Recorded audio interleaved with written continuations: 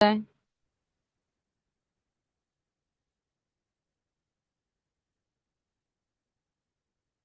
Fundamental of GIS কোর্সের আমরা এখানে প্রায় 5টা ব্যাচের আমরা অনেকে উপস্থিত আছি, সবাই হয়তো উপস্থিত হইতে পারে নাই। এর মধ্যে প্রত্যেকটা ব্যাচের আহ, দুই একটা করে ক্লাস আমরা বাকি রেখেছি বা শেষ করতে পারি নাই। তো এই দুই একটা ক্লাস আমরা চাচ্ছি যে এটা আমরা জুমে শেষ করি, বা এটা সবগুলো ব্যাচকে একসাথে আমরা শেষ করে দেই এই ক্লাসগুলো। তো এই লক্ষ্যে আসলে একটা ম্যারাথন ক্লাসের আয়োজন করা হয়েছে, যেখানে আমরা 4টা ক্লাস রেখেছি। 4টা ক্লাসের মধ্যে আমাদের কোর্স আউটলাইনে থাকা 1 থেকে 7 নাম্বার পর্যন্ত যে ক্লাসগুলো ছিল, ওই 1 থেকে 7 নাম্বার ক্লাসটা জিআইএস ম্যারাথন সেশনের মধ্যে নিয়ে আসছি, এবং বাকি যে 3টা class, solving special problem in RGS, এই একটা ক্লাস, তারপর হচ্ছে creating map in RGS, data share, collect and source, এই ক্লাসগুলো হচ্ছে আমরা আরো 3টা ক্লাসে রেখেছি। আমরা পর্যায়ক্রমে 5 তারিখ, 12 তারিখ এবং 19 তারিখ, এই 3 দিনে আমরা এই ক্লাসগুলো শেষ করব। এরপরে সকলের যদি আগ্রহ থাকে তাহলে আমরা কিউজিআইএস এর ইন্টারফেসটা প্লাস হচ্ছে একটু ডিটেলসে ক্লাস করার সুযোগ পাবো আর কি। তো আমি সামনের দিকে আগাচ্ছি। আমরা মেইনলি জুম মিটিং এ 30 মিনিট পর্যন্ত সময় পাবো, বা অলরেডি আমরা 10 মিনিট ব্যয় করে ফেলেছি, সুতরাং আর মাত্র 30 মিনিট মতো সময় আমরা পাবো। তো এই 30 মিনিট পরে আমরা 15 মিনিটের একটা ব্রেক ব্রেক দেব, এবং 15 মিনিট পরে আমরা আবার শুরু করব। আমার কথা কি ক্লিয়ার শোনা যাচ্ছে? একটু রেসপন্স করি। জি ভাইয়া। জি ভাই, হ্যাঁ। হ্যাঁ, জি ভাই, শুনতে পাচ্ছি। ক্লিয়ার শোনা যাচ্ছে। আচ্ছা, আমাদের আজকের ক্লাস ম্যারাথন সেশন, এটার মধ্যে আমরা introduction of GIS and overview and application of GIS এটা নিয়ে আলোচনা করব। আহ, আমাদের এখানে টোটাল 7টা যে টপিক আছে, এই 7টা টপিক একটা ক্লাসের মধ্যে 40 মিনিট বা 1 ঘন্টার মধ্যে কভার করা কিছুটা অসম্ভব বিষয়। এটার জন্য বেশ সময় প্রয়োজন। তো আমি এটাকে 4টা ভাগে ভাগ করেছি। প্রথমে ইন্ট্রোডাকশন। ইন্ট্রোডাকশন পার্টে আমরা আমাদের introduction of GIS and overview and application of GIS, familiar with ArcGIS platform, the basic of GIS understanding and GIS data, the importance of coordinate system in GIS map, managing geodatabase, এই 3টা পার্টকে আমরা এই ইন্ট্রোডাকশনের মধ্যে ফেলেছি। এবং এরপরে getting special data in ArcGIS, এটাকে আমরা ফেলেছি ক্রিয়েটিং অ্যান্ড ক্যাপচারিং ডাটা এটার মধ্যে। এবং জিও রেফারেন্সিং একটা পার্ট রেখেছি, এবং লাস্টে আর একটা পার্ট রেখেছি, সেটা হচ্ছে working with tabular data in ArcGIS, অর্থাৎ আমরা যে টেবিল বা আমরা যে ডাটাগুলো এন্ট্রি করি, মেটা ডাটাগুলো, এগুলো নিয়ে আমরা আলোচনা করব শেষের পার্টে। তো প্রথমে ইন্ট্রোডাকশন। আমাদের এফজিআইএস 1, ক্লাস নাম্বার 1, যেটা ছিল introduction to GIS and overview, এইটার মধ্যে আমরা দেখেছিলাম, আমি যদি একটু স্লাইডটা শেয়ার করি,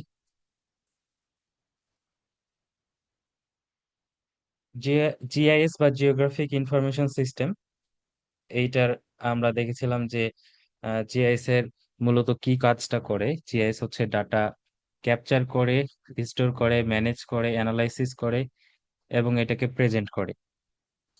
এরপর আমাদের একটা সংজ্ঞা দেখেছিলাম। আমরা যদি এভাবে ডিটেলসে দেখতে যাই অনেকটা সময় লেগে যাবে, আমি একটু শর্টে আলোচনা করছি। এর মধ্যে কারো কোনো প্রশ্ন থাকলে অবশ্যই করব। জিআইএস এর কম্পোনেন্টস গুলো আমরা দেখেছিলাম। জিআইএস এর কম্পোনেন্টস হিসাবে ছিল পিপল। পিপল জিআইএস এর সাথে 3 ভাবে জড়িত: ভিউয়ার হিসাবে, জেনারেল ইউজার হিসাবে, এবং জিআইএস স্পেশালিস্ট হিসাবে। এরপরে হচ্ছে ডেটা। আমরা ডেটা দেখেছিলাম মূলত 2 প্রকার: একটা হচ্ছে স্পেশাল ডেটা এবং একটা হচ্ছে অ্যাট্রিবিউট ডেটা। এবং স্পেশাল ডেটাগুলো দেখেছিলাম 2 প্রকার: একটা রাস্টার ডেটা এবং একটা ভেক্টর ডেটা। এবার হচ্ছে ভেক্টর ডাটাকে আমরা 3 ভাগে ভাগ করেছিলাম: একটা পয়েন্ট, লাইন আর একটা পলিগন। ওকে, আমি সামনের দিকে আগাচ্ছি এবং এগুলো ডিটেলস আলোচনা করছি না। কারো যদি কনফিউশন থাকে অবশ্যই আমরা জিজ্ঞাসা করতে পারি। এরপরে আসছিলাম আমরা হার্ডওয়্যারে। হার্ডওয়্যার কি কি ছিল: computer, CD ROM, GPS plotter, printer, digitizer, scanner ইত্যাদি। এরপর আসছিলাম আমরা সফটওয়্যারে। আমরা বলেছিলাম সফটওয়্যার 2 প্রকার: একটা হচ্ছে কমার্শিয়াল এবং একটা হচ্ছে ওপেন সোর্স। কমার্শিয়াল গুলোর মধ্যে আমরা বর্তমানে যেটা ইউজ করতেছি আর্ক জিএস, এটা বহুল ব্যবহৃত এবং বেশ প্রসিদ্ধ। এরপরও আরো অনেকগুলো আছে, আমরা স্কিপ করে যাচ্ছি। এবং আমরা বলেছিলাম ওপেন সোর্সের মধ্যে আছে আমাদের কিউজিআইএস, যেটা অন্যতম। এছাড়াও আরো ওপেন সোর্স অনেকগুলো সফটওয়্যার আছে যেগুলো আমরা জিআইএস এর ক্ষেত্রে ব্যবহার করে থাকি।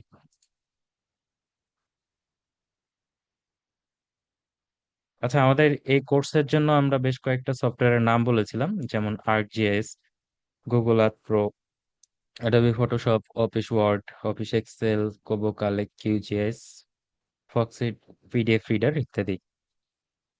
এরপরে আমরা একটা ছবি দেখছি যেখানে আমরা জিআইএস টাকে খুব সুন্দরভাবে রিলেট করতে পারবো, যেখানে আমাদের একটা রিয়েল ওয়ার্ল্ডের ছবি দেওয়া আছে, এবং এই রিয়েল ওয়ার্ল্ডের যে ফিচার গুলো আছে এগুলোকে বিভিন্ন লেয়ারে বিভক্ত করা আছে।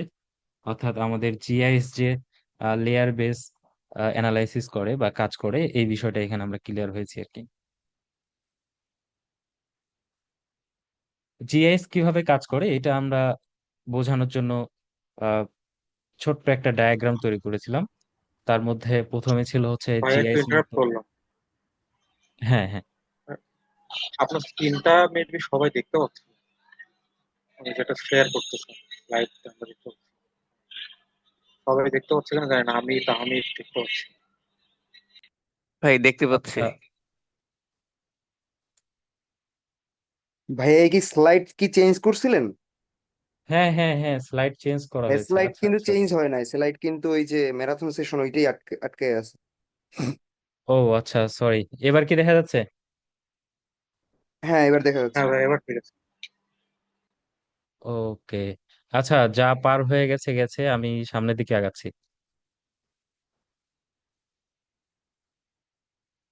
পেছনের দিকে যাওয়ার কি প্রয়োজন আছে? একটু রেসপন্স করি।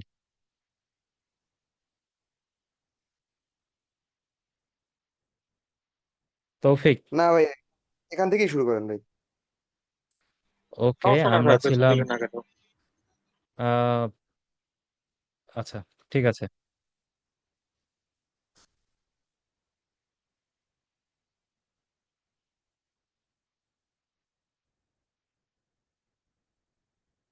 আমরা বলেছিলাম জিআইএস কাজ করে মূলত তিনটি মডেলে বা তিনটি ভিউ এর মাধ্যমে। একটা হচ্ছে ডাটাবেস ভিউ, একটা ম্যাপ ভিউ, এবং একটা হচ্ছে model view. Okay. Application of GIS, well use GIS, এটা আমরা আগে দেখেছি, আমরা এগুলো স্কিপ করে যাচ্ছি। জিআইএস এর অ্যাপ্লিকেশন গুলো এখানে দেওয়া আছে, আমি স্লাইডটা সবার সাথে শেয়ার করব। ওকে। তাহলে আমাদের ইন্ট্রোডাকশন টু জিআইএস এর যে পার্টটা ছিল, এই পার্টটা অলরেডি শেষ। আমরা আমাদের 2 নম্বর ক্লাসের যে পার্টটা ছিল ওইটাতে যাচ্ছি।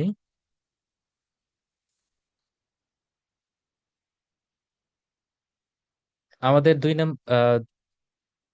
নম্বর ক্লাসে ছিল familiar with ArcGIS platform, the basics of GIS and understanding GIS data.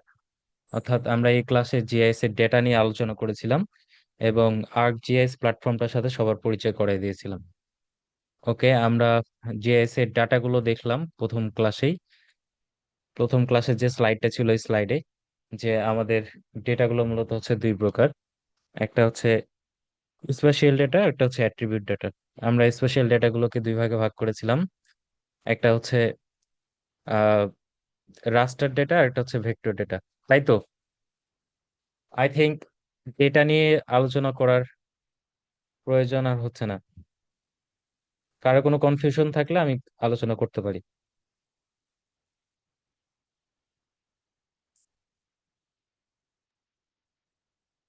ওকে, আমি না, সামনের দিকে অগ্রসর হচ্ছি। সামনের দিকে আগা। Okay.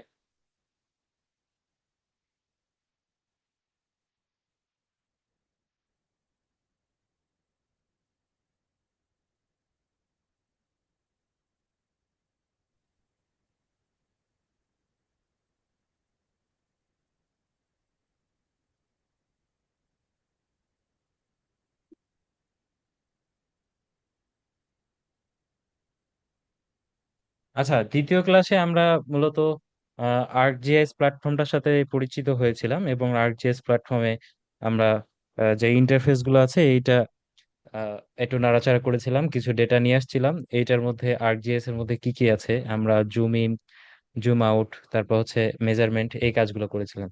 তো আমি সরাসরি ArcGIS সফটওয়্যারে চলে যাচ্ছি। যদিও আজকে ডিটেলসে দেখানো সম্ভব হবে না, আমি জাস্ট একটু ওভারভিউ করবো আর কি। আমরা আমাদের কোর্সের জন্য ArcGIS 10.8 যে ভার্সনটা, ওই ভার্সনটা ইউজ করেছিলাম। এইটা ওপেন করার জন্য আমরা সবার প্রথমে আমাদের স্টার্ট মেনুতে যাব। স্টার্ট মেনুতে গিয়ে অল অ্যাপসে ক্লিক করব। অল অ্যাপসে ক্লিক করলে আমাদের ArcGIS এর একটা ফোল্ডার ওপেন হবে। এই ফোল্ডার ওপেন করলে এখানে আমরা অনেকগুলো সফটওয়্যার দেখতেছি। তার মধ্যে অন্যতম arc catalog, arc administrator, ArcGIS desktop, web, তারপর হচ্ছে ArcGIS ডকুমেন্ট। আহ তো এই এতগুলো আসলে আমাদের প্রয়োজন নাই। আমাদের মেইনলি এখন যা প্রয়োজন সেটা হচ্ছে ArcMap 10.8। ArcMap 10.8 এর উপর যদি আমরা ক্লিক করি, আমরা সকলে এটার সাথে খুব পরিচিত। তারপর আমি একটু ওভারভিউ করতেছি আর কি।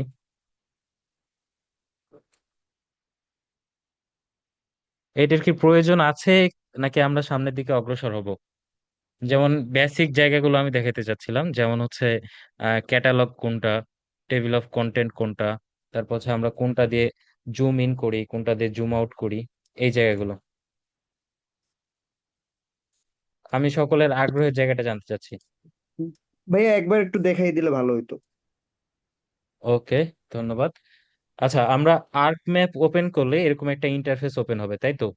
আচ্ছা, আমরা যদি একবারে বাম দিক থেকে দেখি, আচ্ছা সবার এখানে যতগুলো টুলস শো করছে, সবার এই টুলস গুলো শো নাও করতে পারে। সেক্ষেত্রে আমরা যে কোনো, এই যে আমাদের উপরে যে ট্যাবটা আছে, ট্যাবের ঠিক ডান পাশে যে ফাঁকা জায়গাটা আছে, এই ফাঁকা জায়গায় আমরা রাইট ক্লিক করব। রাইট ক্লিক করলে এখানে আমার অনেকগুলো অপশন ওপেন হবে। এখানে আমি দেখতেছি কিছু কিছু জায়গায় আমার টিক মার্ক দেওয়া আছে। যেমন আমার মাস্ট বি টিক দিতে হবে লেআউটের মধ্যে, স্ট্যান্ডার্ড টুলস এর মধ্যে, তারপর হচ্ছে টুলস এর মধ্যে, এবং ড্র, এটার মধ্যে। তো আমরা এগুলোতে টিক মার্ক দিয়ে রাখবো, তাহলে আমাদের এই যে সামনে যে আইকন গুলো দেখা যাচ্ছে, আইকন গুলো শো করবে। তো আমি শুরুতে যদি দেখি, এখানে ওপেন ফোল্ডার, তারপরে সেভ, ইত্যাদি ইত্যাদি অনেক কিছু আছে। তো আমার মেইনলি যে জায়গাটা লাগবে সেটা হচ্ছে আমার একটা ক্যাটালগ আর একটা হচ্ছে টেবিল অফ কন্টেন্ট, তাই তো? আচ্ছা, ক্যাটালগ এবং টেবিল অফ কন্টেন্ট ওপেন করার জন্য আমরা এখানে দেখছি আমার কার্সারটা ঠিক এই জায়গায় টেবিল অফ কন্টেন্ট নামে একটা আইকন আছে। এই টেবিল অফ কন্টেন্ট, এই আইকনে ক্লিক করলে আমার একটা এখানে বক্স ওপেন হচ্ছে, তাই তো? এটাকে আমি বলছি টেবিল অফ কন্টেন্ট। এইটাকে চাইলে আমি পিন করে রাখতে পারি অথবা হাইড করে রাখতে পারি। এরপর হচ্ছে আমাদের ক্যাটালগ। আমি ক্যাটালগে ক্লিক করলে ক্যাটালগ ওপেন হবে, ঠিক ডান পাশে এরকম একটা বক্স। ওকে, আমার এখানে বেশ কিছু ফাইল কানেক্ট করা আছে, আমি এগুলোকে ডিসকানেক্ট করে দিচ্ছি।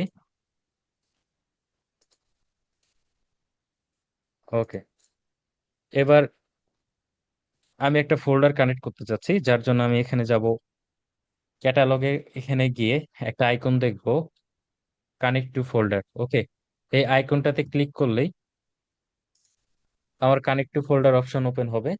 এর মধ্যে আমি দিস পিসি থেকে ফোল্ডার কানেক্ট করতে চাচ্ছি। নিউ ভলিউম টি। Yeah, ওইটা হলো অটো রিকশার মডিফাই করে। শান্ত ভাই, আপনার মাইক মনে হয় অন আছে। ডাক্তাররা চলে যাবে। ওকে, তাহলে আমরা ডি ড্রাইভে যাব। দেন হচ্ছে ম্যারাথন ট্রেনিং। ম্যারাথন ট্রেনিং এর মধ্যে আমার এখানে আছে ডেটা সেট। ওকে, আমি ঢাকা সিটি ডেটাটা ওপেন করছি, দেন জাস্ট ওকে। ওকে, এই ফোল্ডারটা কানেক্ট হয়ে গেলে আমি এখানে যে প্লাস আইকন আছে এটা দিয়ে আহ আমার যে ফিচার গুলো আছে, এই ফিচার গুলো আমি ওপেন করতে পারবো বা ফোল্ডারের মধ্যে ঢুকতে পারবো। ওকে, এরপর হচ্ছে এখান থেকে যে কোনো একটা ফিচার বা যে কোনো একটা শেপ ফাইল আমরা এখানে নিয়ে আসবো, টেবিল অফ কন্টেন্টে ড্র্যাগ করে ড্রপ করব। আচ্ছা, এরপরে এইটাকে আমরা জুম ইন জুম আউট করতে পারবো। আমরা একটু উপরে দেখি, এখানে জুম ইন নামে একটা অপশন আছে। এইটা ধরে এই যে প্লাস আইকন বা জুম ইন, এই আইকনটার উপর ক্লিক করার পরে আমরা যদি যে কোনো একটা এরিয়া সিলেক্ট করি তাহলে সেটা জুম ইন হবে। আবার এখানে জুম আউট নামে একটা অপশন আছে, এইটা দিয়ে হচ্ছে আমার ওই এরিয়াটা জুম আউট হবে। এরপরে আমরা দেখব পেন টুল। পেন টুলের মাধ্যমে আমরা এটাকে সুন্দর মতো সরাইতে পারবো ইচ্ছা মতো। এরপর হচ্ছে ফুল এক্সটেন্ড। ফুল এক্সটেন্ডে ক্লিক করলে আমার এই পুরা ম্যাপটা যতটুকু জায়গা দখল করা দরকার ততটুকু জায়গা নিয়ে নেবে। এরপর আমি চাইলে ফিক্সড জুম ইন করতে পারবো, জুম আউট করতে পারবো।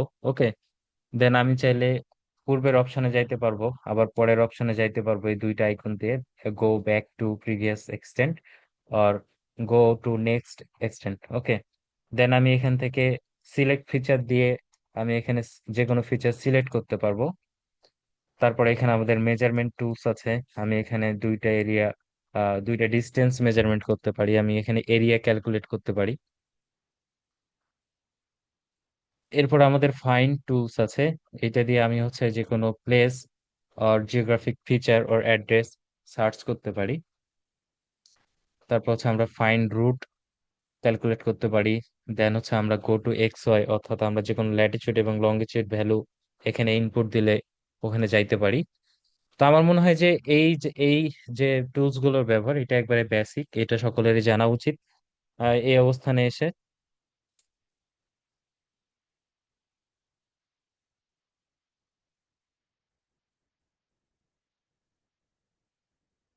আচ্ছা, এই পর্যায়ে এসে কারো কি কোনো প্রশ্ন আছে কিনা আমি একটু জানার চেষ্টা করছি। আজকের ক্লাসটা মূলত একবারে বিগিনার ফ্রেন্ডলি, যারা একবারে আরজিএস এর সাথে পরিচিত না তারা তাদের জন্য আর কি। তো এটা একটু বিরক্ত লাগতে পারে কারণ জানা জিনিস বারবার দেখা এটা একটা বিরক্তিকর বিষয়। এ বিষয়ে কারো কোনো সে আছে কিনা, কেউ কিছু বলতে চাচ্ছে কিনা, নাহলে আমি পরবর্তীতে মানে সামনের দিকে আগাবো। জি ভাই, আর হচ্ছে লাগবে না এটা। বাকিদের অবস্থান কি, মেজ বা? সামনের দিকে আগাই ভাই। ওকে ওকে।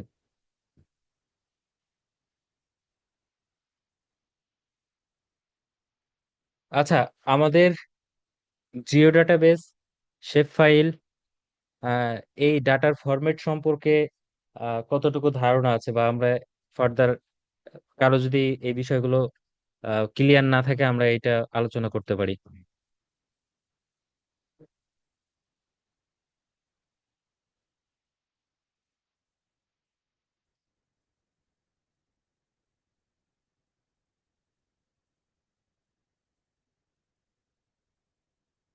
ওকে, কারো কোনো প্রশ্ন থাকলে আমরা সামনের দিকে আগাচ্ছি, আমরা কোঅর্ডিনেট সিস্টেম নিয়ে আলোচনা করব।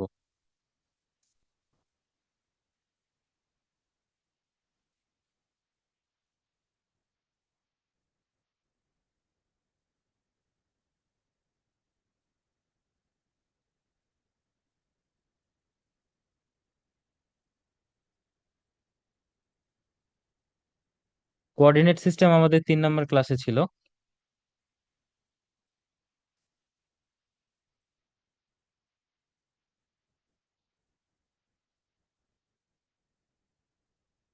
এটা কি ডিটেলসে আলোচনা করব নাকি একটা ওভারভিউ দিলেই হচ্ছে? সবার পরামর্শ চাচ্ছি। ডিটেলস লাগবে না মেবি ভাই, আলোচনা করেন। আলোচনা করলেই হবে। ওকে। কোঅর্ডিনেট সিস্টেম খুব সেনসিটিভ।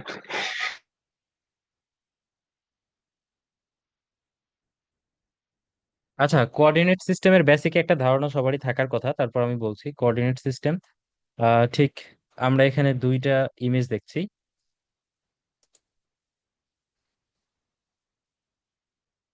একটা ইমেজে দেখা যাচ্ছে দুইটা অক্ষ, একটা এক্স অক্ষ এবং ওয়াই অক্ষ।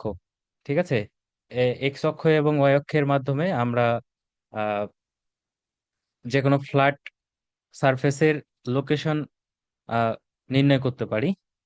এখানে হচ্ছে এক্স অক্ষে তার মান এবং ওয়াই অক্ষে এর মান দিয়ে, তাই না?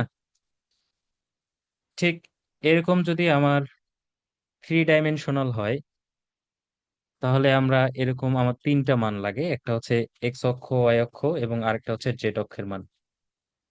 ঠিক আমাদের পৃথিবীতে কোনো বস্তুর অবস্থান নির্ণয় করতে গেলে আমরা এই সিস্টেমের মধ্যে আসতে পারি। আচ্ছা, এই সিস্টেমের মধ্যে আমরা এখানে যা দেখলাম সেটা হচ্ছে লিনিয়ার ইউনিট, বাট আমাদের পৃথিবীতে আমাদের যে অবস্থান নির্ণয় করা হয় ল্যাটিটিউড এবং লঙ্গিটিউড ভ্যালুর মাধ্যমে, এটা হচ্ছে অ্যাঙ্গুলার ইউনিট আর কি। তো এই অ্যাঙ্গুলার ইউনিটে ল্যাটিটিউড এবং লঙ্গিটিউড আমাদের পৃথিবীকে উত্তর থেকে দক্ষিণ দিকে কিছু রেখা কল্পনা করা হয়েছে, যে রেখাগুলোকে আমরা বলছি লঙ্গিটিউড, এবং পূর্ব থেকে পশ্চিমে কিছু রেখা কল্পনা করা হয়েছে যেগুলোকে বলতেছি আমরা ল্যাটিটিউড। এই ল্যাটিটিউড এবং লঙ্গিটিউড ভ্যালু দিয়ে, এই ইন্টারসেকশনটা দিয়ে মূলত আমাদের অবস্থান নির্ণয় করা হয়। ল্যাটিটিউডকে বলতেছি আমরা অক্ষাংশ, বা এটার ভ্যালু ওয়াই, এবং লঙ্গিটিউডের এটা হচ্ছে দ্রাঘিমাংশ, বা এটা হচ্ছে এক্স। এখানে কোঅর্ডিনেট সিস্টেমের একটা ডেফিনেশন দেওয়া আছে, আমি ডিটেলসে যাচ্ছি না।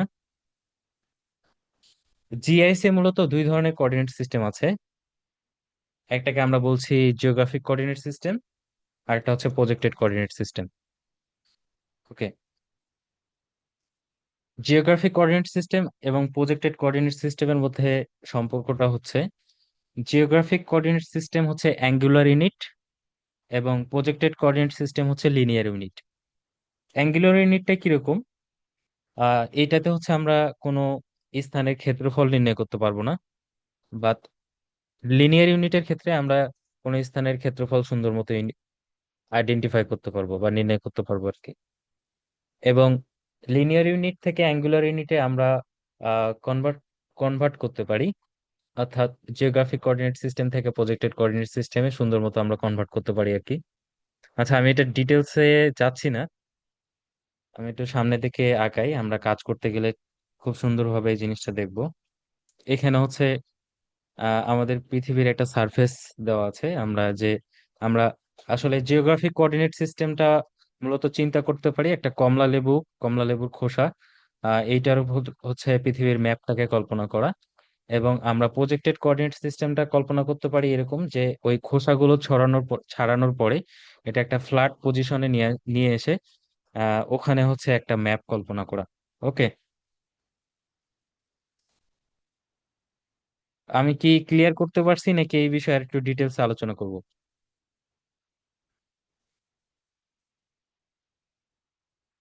বোঝা গেছে ভাই।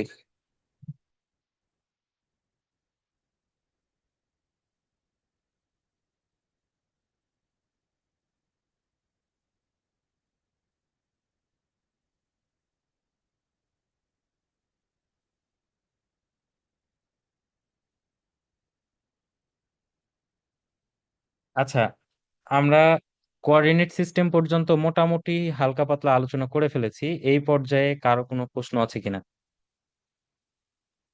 ভাই একটা প্রশ্ন ছিল। হ্যাঁ, অবশ্যই।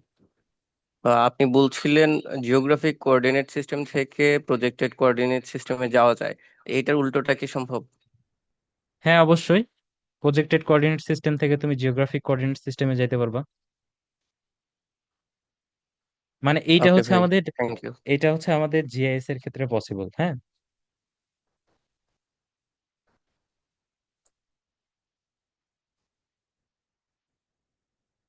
আচ্ছা, এইটার অপশনটা আমি একটু দেখাই দিই আমরা কিভাবে যেতে পারবো আর কি, যেহেতু সামনে চলে আসছে।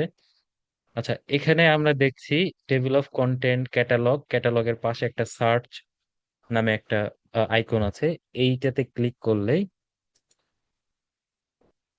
একটা সার্চ বার ওপেন হবে, আমরা এখানে সার্চ দিব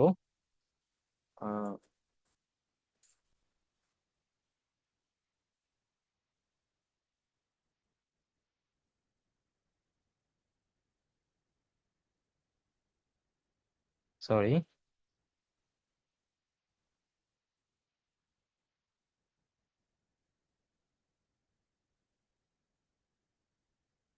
ডিফাইন প্রজেকশন।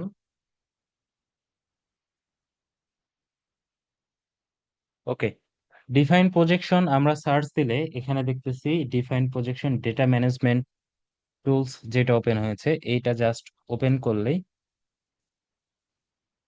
এরকম একটা বক্স ওপেন হবে। তারপর এখানে হচ্ছে আমাদের ইনপুট ফিচার দেব, সাপোজ ঢাকা সিটি রোড,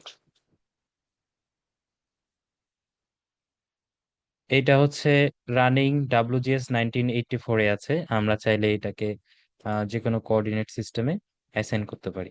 ঠিক আছে, দেন এইটা সিলেক্ট করে জাস্ট ওকেতে ক্লিক করলে আমার কোঅর্ডিনেট সিস্টেমটা চেঞ্জ হয়ে যাবে। ঠিক আছে, এভাবে হচ্ছে আমরা আমাদের যে কোনো শেপ ফাইল বা যে কোনো ফিচারের কোঅর্ডিনেট সিস্টেমগুলোকে খুব সুন্দর মতো চেঞ্জ করতে পারি।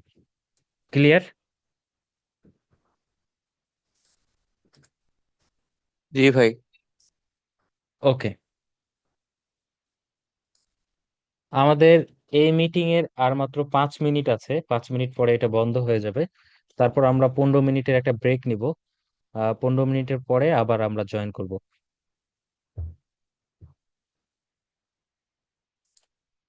আজকে আমরা মেইনলি একটা রিয়েল ওয়ার্ল্ড প্রজেক্ট করতে চলেছি। এর জন্য আমাদের লাগবে হচ্ছে একটা বেজ ম্যাপ। তো বেজ ম্যাপ আমরা বিভিন্নভাবে অ্যাড করতে পারি। তার মধ্যে অন্যতম হচ্ছে পোর্টেবল বেজ ম্যাপ। আবার হচ্ছে আরেকভাবে অ্যাড করা যায়, সেটা হচ্ছে যে আমাদের আর্ক ম্যাপে এটা বিল্ড ইন আছে। আমরা যদি এই যে অ্যাড ডাটা নামে যে অপশনটা আছে এখানে ক্লিক করি, তাহলে এখানে দেখবো অ্যাড বেজ ম্যাপ নামে একটা অপশন আছে। এই অ্যাড বেজ ম্যাপে গিয়ে আমরা এখান থেকে যে কোনো একটা বেজ ম্যাপ অ্যাড করতে পারি। সাপোজ আমি ইমেজারিটা অ্যাড করছি।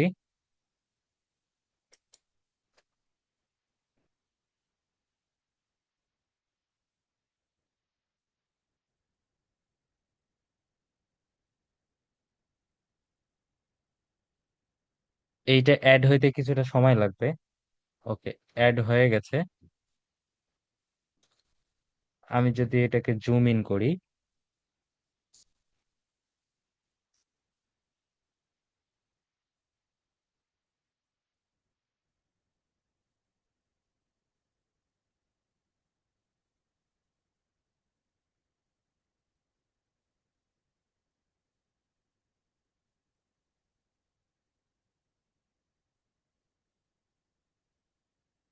এইটা হচ্ছে মূলত আর্ক ম্যাপের। আহ এখান থেকে আমরা বিল্ডিং একটা আহ, কি বলা যায় এটাকে, একটা ফাংশন। এখান থেকে আমরা অ্যাড বেজ ম্যাপ দিয়ে এখান থেকে যে কোনো বেজ ম্যাপ অ্যাড করতে পারি। আরেকটা অপশন আছে, আমরা এখানে দেখি add data from ArcGIS online online. Okay, আমরা ArcGIS অনলাইনে বিভিন্ন ডেটা সার্চ করতে পারি।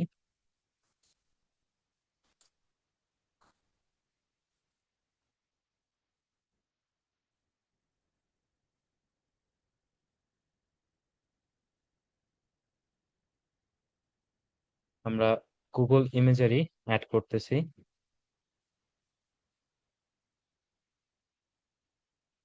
গুগল এরিয়াল ইমেজারি, এটাকে আমরা চাইলে অ্যাড করতে পারি এখান থেকে।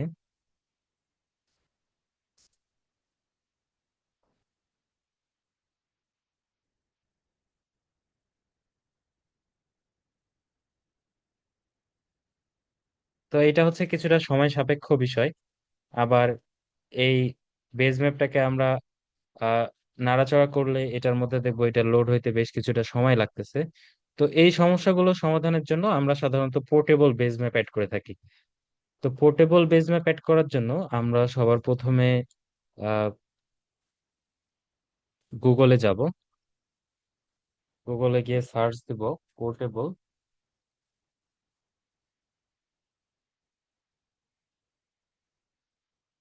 Base map. এখানে সার্ভার V31 ফ্রি ডাউনলোড, এখানে যাব। দেন এটা গিট হাবের মধ্যে রাখা, সম্ভবত এটা রিমুভ হয়ে গেছে। আমরা অন্যান্য জায়গায় খোঁজার চেষ্টা করি।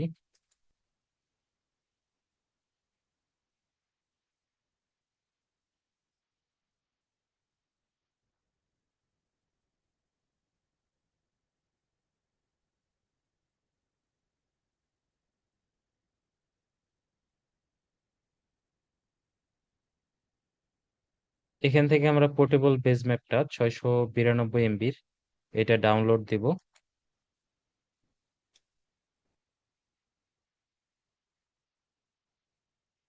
আমাদের মিটিং এর আর 1 মিনিট আছে। 1 মিনিট পরে আমরা এটা শেষ হয়ে যাবে, তারপর আমরা 15 মিনিট একটা ব্রেক নিব, ব্রেক নেওয়ার পরে 15 মিনিট পরে আবার জয়েন করব।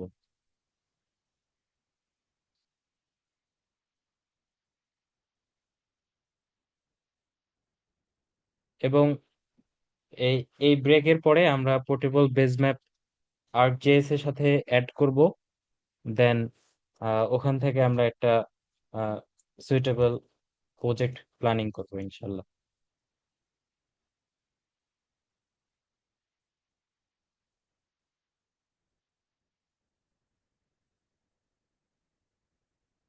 এবং এরপরে হচ্ছে আমরা গুগল আর্থ প্রো, ওখান থেকে একটা ইমেজ ডাউনলোড করব। ইমেজটা ডাউনলোড করার পরে এটাকে জিও রেফারেন্স করব, এবং জিও রেফারেন্স করার পরে এটার উপরে অন স্ক্রিন ডিজিটাইজেশন করব। তো এই পর্যন্ত কারো কোনো প্রশ্ন থাকলে আমরা করতে পারি, আমাদের সময় একবারে শেষের দিকে। এরপরে আমরা 15 মিনিট ব্রেক নিয়ে আবার জয়েন করবো ইনশাল্লাহ।